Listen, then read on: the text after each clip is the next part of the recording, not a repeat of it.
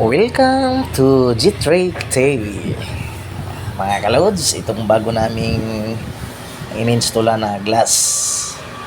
Nakita natin ang ganda. Rest house po ito. Reflective blue and fishy white frame. Nasa taas po ay may 4 na division na pick sa harap. At sa gilid may 3 division. Ang kanyang window po ay naka-prince type po yan. Ganyang style, gusto niya na prince type. At sa kabila ring window, ganyan.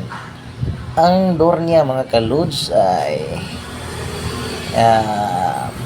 cladding ang sa baba at glass rin ang sa taas. Reflective po.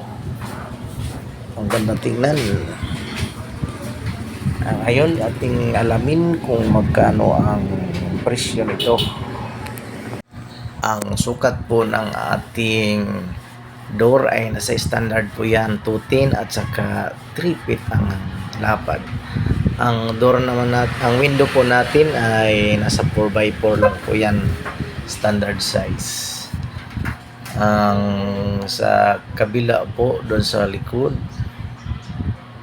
ay makita natin mamaya ay nakahamba po yun na jealousy reflective rin, may hamba na 1/3 by 4.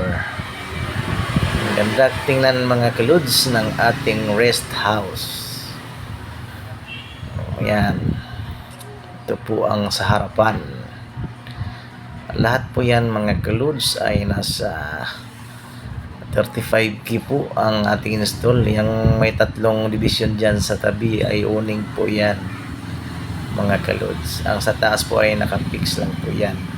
Maraming salamat.